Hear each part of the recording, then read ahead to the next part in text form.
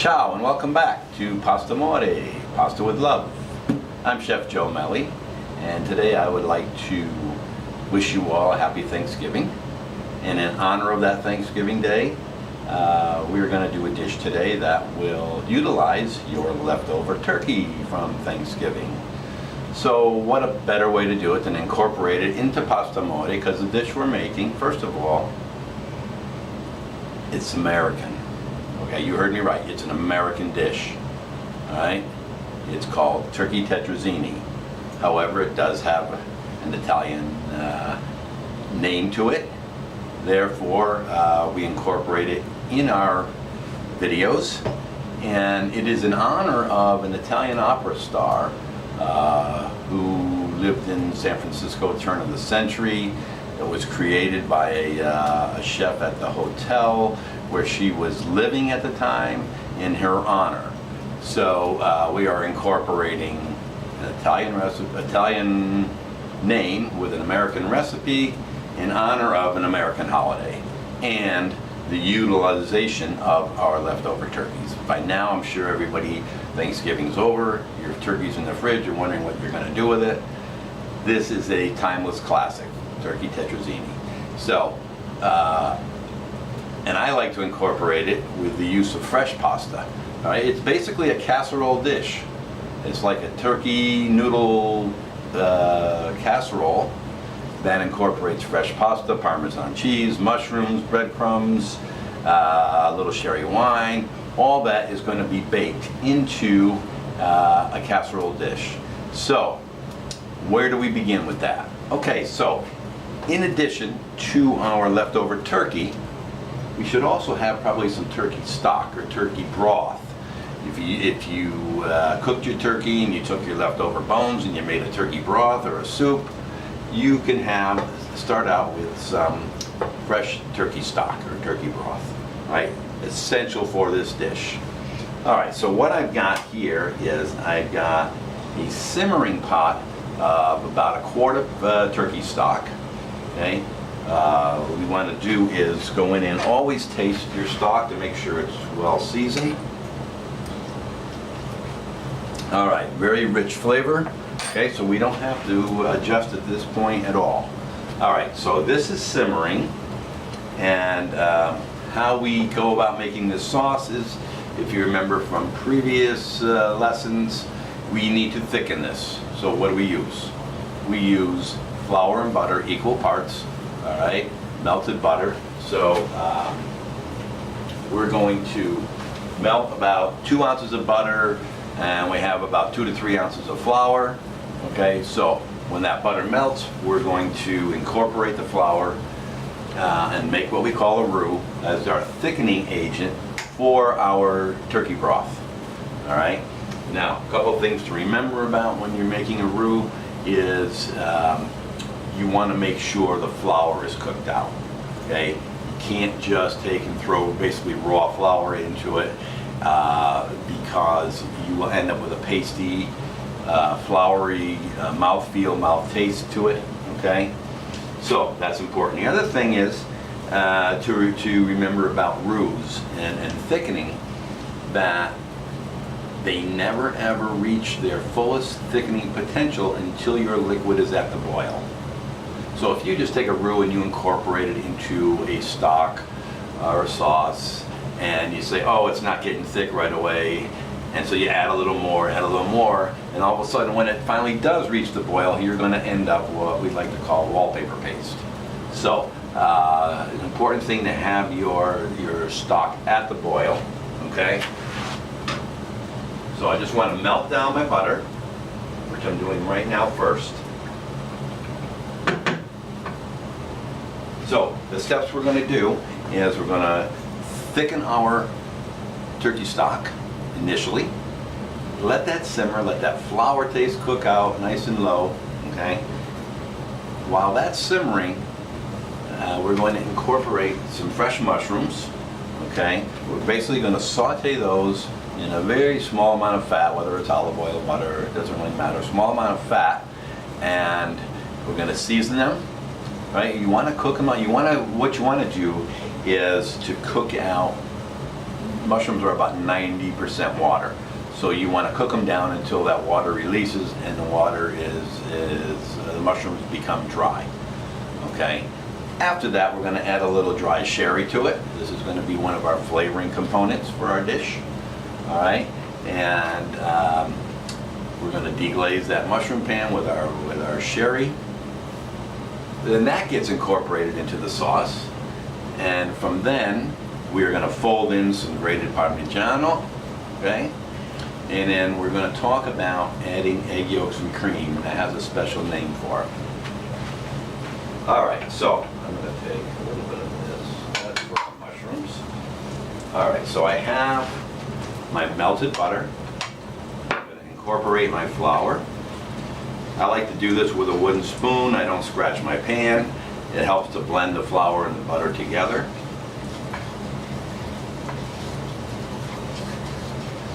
So what you want to do is you want to basically get a nice thick paste, okay? And you want to make sure there's no lumps. All the flour's been blended nicely in there, okay? So I'm going to put this back on the heat, let that cook a little bit. But I don't want to give it any color because I'm not trying to create a dark sauce of any kind here, okay? I see a little bit more of my butter evident, so I'm just going to put a touch more flour in there. Okay.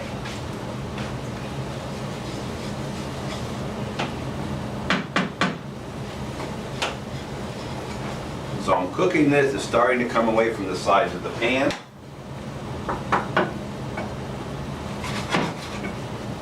And you want it to almost look like kind of like a creamy peanut butter texture, almost.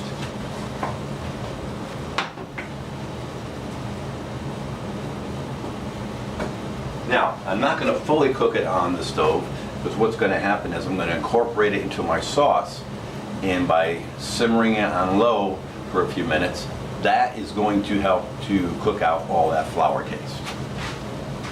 All right. So, I have my roux here.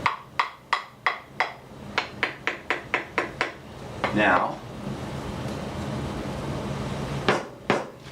I'm going to switch to my whisk, and I'm just going to take this. This is all going in here, and I'm going to whisk. I want to get every bit of that.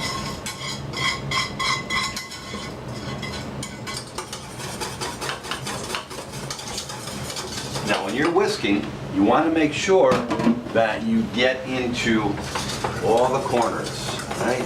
Make sure that you're not finding any lumps of flour, any lumps of roux in that pan later on.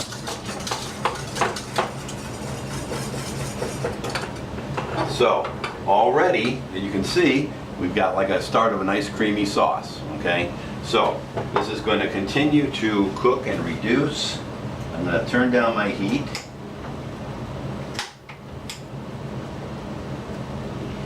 Keep it on a very low simmer. Now we've essentially just made what they call in French terminology a velouté, which is basically taking a white stock and adding a blonde roux to it and incorporating it until you have a nice, what we call nappé, a nice creamy sauce that coats the back of the spoon. All right. So,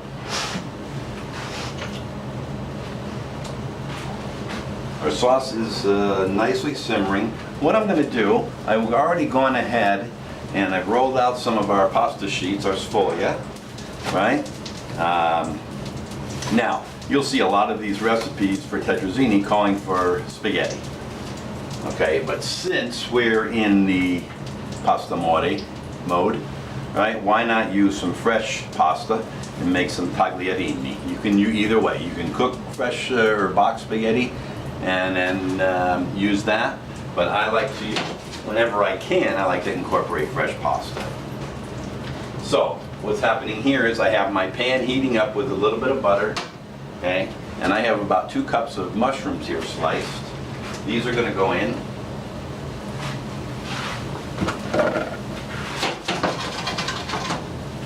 gonna always, right, season at every level. Right, so we create layers of flavor, and we're gonna let those cook. Meanwhile, we can multitask here. I'm going to run my pasta sheets through and get some nice fresh pasta tagliarini. We're gonna run our tagliarini through. A beautiful fresh cut pasta.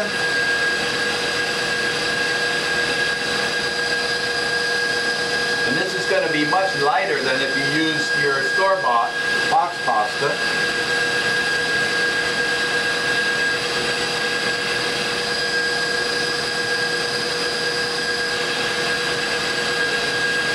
This is going to soak up that sauce, that cheese really well. All right. So, we have our pasta. We're going to keep that off to the side for now. We're going to go back and finish these mushrooms.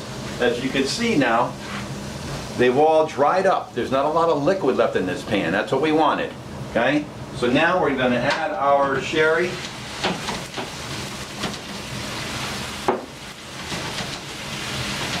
Just enough to deglaze, okay? When that alcohol is burned off, then we're going to go in and add that to our velouté, our sauce. Fold in our Parmesan cheese, and then we're going to talk about the liaison, which I promised you.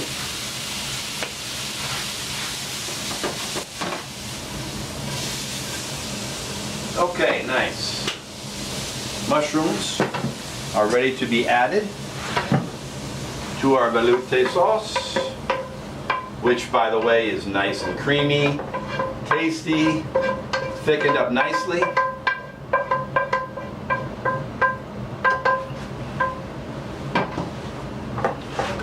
Stir those in. I want to go back in and taste again, because that's what we do, right?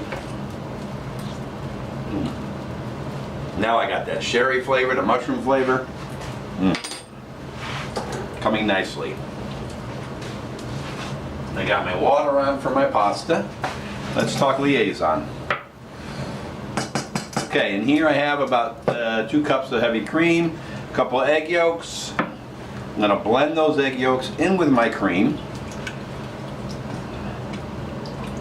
Get those well incorporated.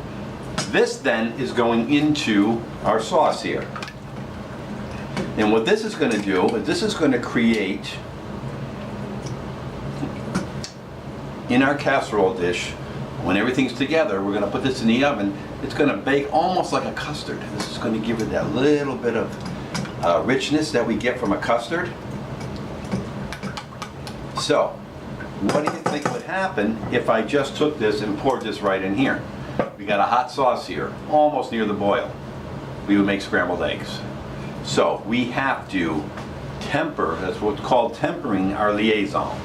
All right, that means we're gonna add some hot liquid to our cold cream and egg yolks. So gradually we're gonna lift the temperature of the egg yolks, kind of sneak it in on the egg yolks without them even knowing. All right, and that way that we can safely add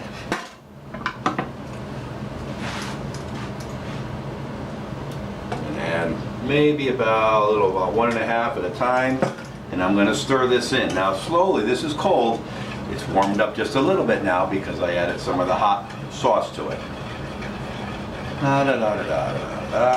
Little by little. Okay, I'm going to keep adding. And then eventually this temperature will raise almost to meet that temperature, but slowly, slowly. Therefore, incorporating the egg yolks without scrambling them. Okay, that's a trick that we use. And a lot of times I'll go in with my finger and test. And I'll go back here and I'll test and I'll say, okay, that's not quite equalized yet.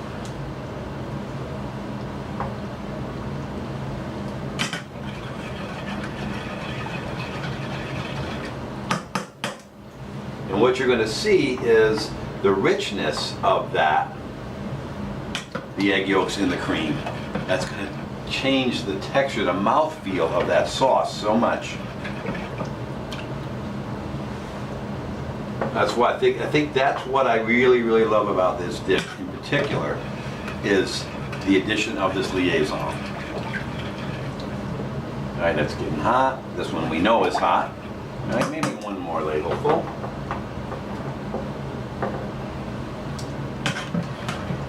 Got a little steam coming out of there.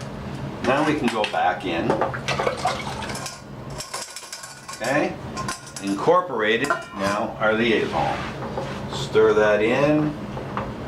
We don't want this to, I'm going to actually turn off my heat all the way, because we don't want this to boil or simmer while those egg yolks are in there. All right, I'm going to go back in again. Now I get that richness on my tongue of those egg yolks and cream. All right, so we'll hit it with just a touch of seasoning. Very good. All right, so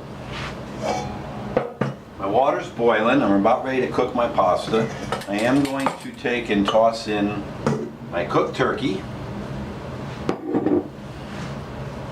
about 4 cups worth.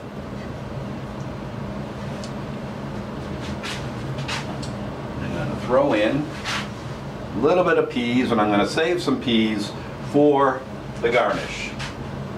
All right, so my water's boiling. This is going right in.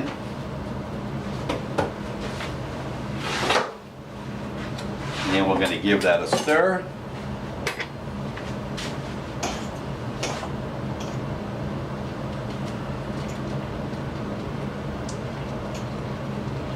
Now we all know that that will be done in about a minute maybe, okay? So I'm going to hit my turkey with a little seasoning, okay? Got my peas in there. Oh, one more thing we didn't do, we didn't fold in our Parmigiano into our sauce. How could we forget that? Now, just the heat of that sauce is going to melt that cheese, it's going to blend it in, and it's going to thicken that sauce nicely. Okay. Pasta, I believe, is good. Make a little room.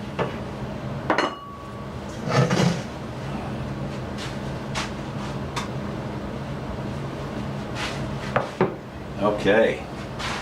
Grab my tongs.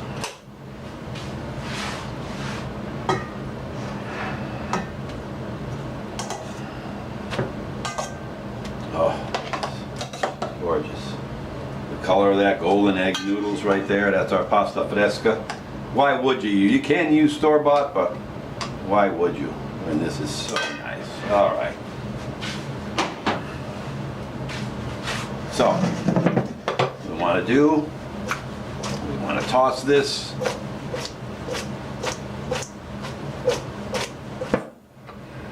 So we get a good balance of pasta to meat. Get our peas in there. Now, we're going in with our sauce.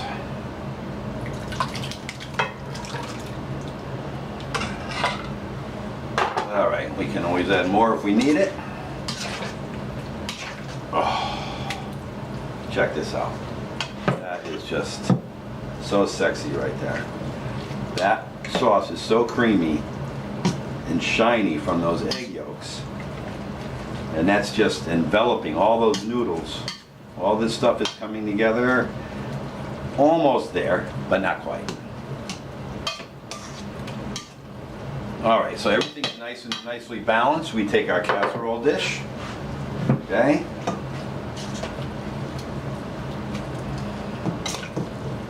And we're gonna transfer. Okay, now, all this goodness that's in here is gonna go right up on top.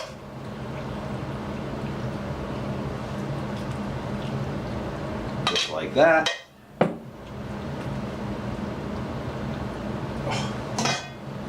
Now I have here my mixture. Half a cup of parm, half a cup of Italian breadcrumbs, 2 ounces of melted butter. Mix it all together, and and this is going to go just like this.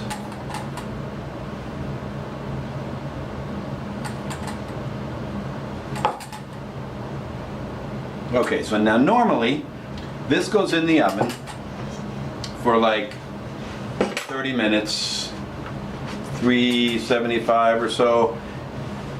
Okay, so I'm gonna pop it in here.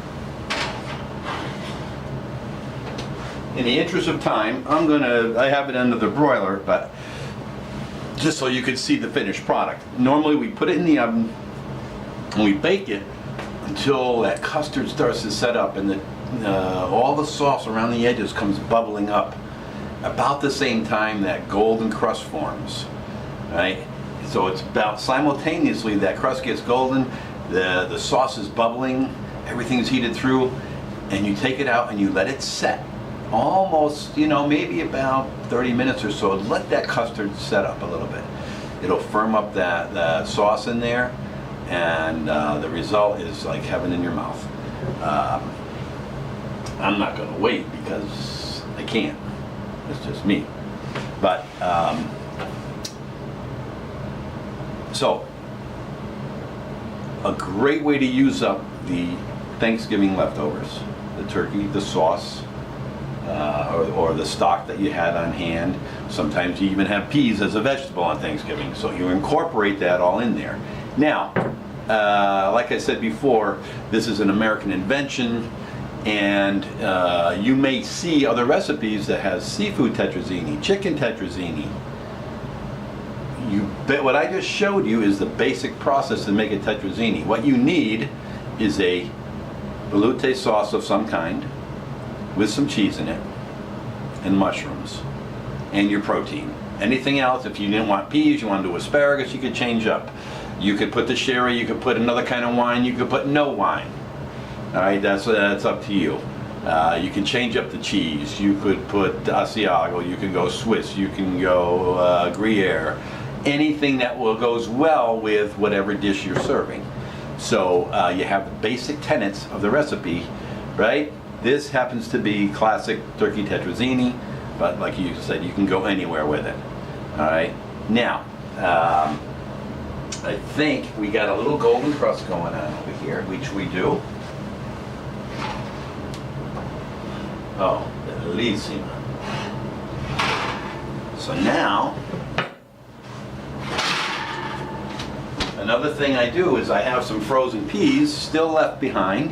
I'm going to just take and dip those in my hot pasta water. Because I don't like to cook frozen peas too long. I don't want them to lose that bright green color. So then you can go back over the top.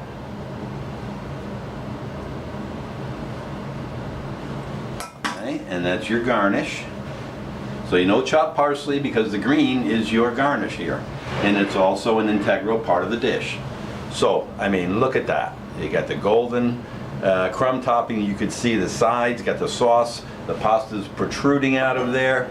It's just begging to be eaten. It's great when you get a chance to get some of the crust along with the mushroom, the turkey, the pasta. Flavors are phenomenal here, and it's so satisfying. This is true comfort food right here, folks. Okay, so try this instead of your usual leftover turkey salad, turkey soup, of which I got some in it both in the fridge, but this is one of my go-tos. All right, so coming up in a couple weeks, we're getting, as we get closer to Christmas, I want to do a Christmas pasta recipe for you. Either we'll do a Christmas ravioli, or maybe we'll even do Feast of the Seven Fishes, maybe one of the entries from a Feast of the Seven Fishes on Christmas Eve. So stay tuned for as we get closer to my favorite time of year and the favorite foods of the year. So enjoy, buon appetito, buona festa. Until Natale, I'll see you then. Ciao, ciao.